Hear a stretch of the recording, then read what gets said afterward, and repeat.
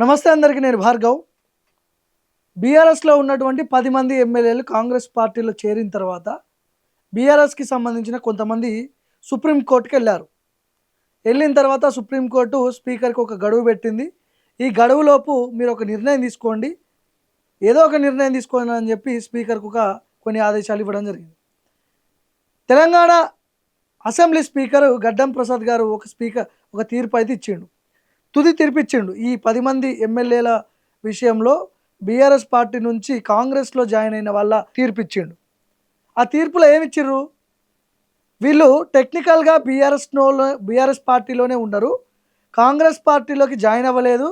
ఆ వేసుకున్న టవల్స్ అన్ని డివోషనల్ సంబంధించిన టవల్స్, వాళ్ళు బీఆర్ఎస్ పార్టీలోనే ఉన్నారు, ఎలాంటి ఆధారాలు లేవు కాబట్టి దీన్ని కొట్టేస్తున్నాము, దీంట్లో ఎట్లాంటి ఎవిడెన్స్ లేదు, వాళ్ళు బీఆర్ఎస్లోనే ఉండరు అని చెప్పి ఒక తీర్పిచ్చిండు. మరి నిన్న జరిగినటువంటి సంఘటన ఇది. గన్ పార్క్ దగ్గర కాంగ్రెస్ పార్టీకి సంబంధించిన మంత్రులు అక్కడ బీఆర్ఎస్ నాయకులకు సవాలు విసిరి గన్ పార్క్ దగ్గర కూర్చున్నారు. మరి గన్ పార్క్ దగ్గర కూర్చున్న ఈ విజువల్స్లో దానం నాగేందర్ ఎందుకున్నాడండి? దానం నాగేందర్ ఈ కాంగ్రెస్ వాళ్ళ మీటింగ్లో ఎందుకున్నాడు? కాంగ్రెస్ పార్టీకి సంబంధించిన నాయకుడు ఆయన, బీఆర్ఎస్ సంబంధించిన నాయకుడా? ఏ పార్టీకి సంబంధించిన ఎమ్మెల్యే ఆయన? మీరేమో బీఆర్ఎస్లోనే ఉన్నాడు, బీఆర్ఎస్ ఎమ్మెల్యే అని చెప్పి గడ్డం ప్రసాద్ గారు మీరు తీర్పు ఇచ్చారు, అయిపోయింది, ఓకే. అంటే ఇప్పుడు దానం నాగేందర్ గడ్డం ప్రసాద్ గారిని అవమానిస్తున్నారా? ఆయన ఇచ్చినటువంటి తీర్పుని అవమానిస్తున్నారా మీరు? అసలు మీరు ఏ పార్టీలో ఉన్నారని ఒక రిపోర్టర్ని అడిగినప్పుడు ఈయన చెప్తాడు, నేను ఏ పార్టీలో ఉండాలో ఆ పార్టీలోనే ఉన్నా అంటాడు.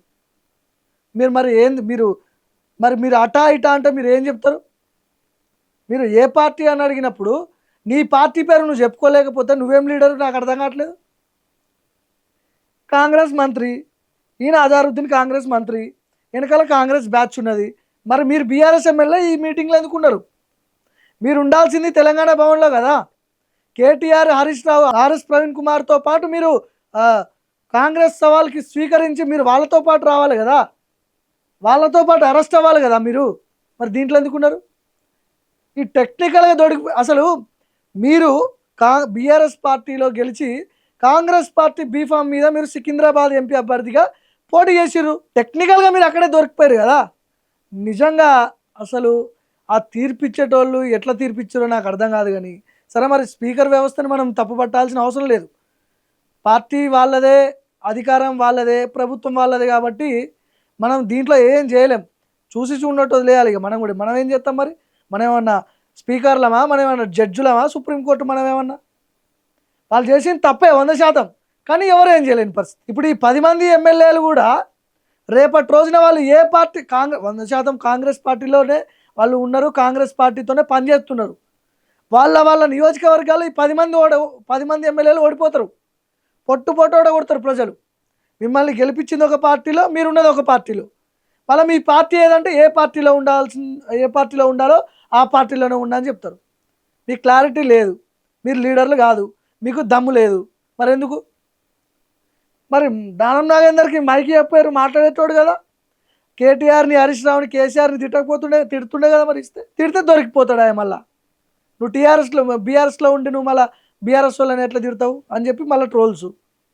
సో కాబట్టి దానం నాగేందర్ గారు మరి ఏ పార్టీయో ఆయన ఇప్పటికైనా చెప్పాలి తెలంగాణ ప్రజలకు చెప్పకపోయినా ఖైరతాబాద్ ప్రజలకైనా చెప్పండి మీరు. ఎందుకంటే మీరు గెలిచింది బీఆర్ఎస్లో, వచ్చింది కాంగ్రెస్లకి. సో సమాధానం చెప్పాల్సిన అవసరం ఉంది. స్పీకర్ వ్యవస్థను మీరు అవమానిస్తున్నారు. ఇక్కడ గడ్డం ప్రసాద్ కుమార్ గారిని మీరు అవమానిస్తున్నారు మీరు చేసే ఈ పనుల వల్ల.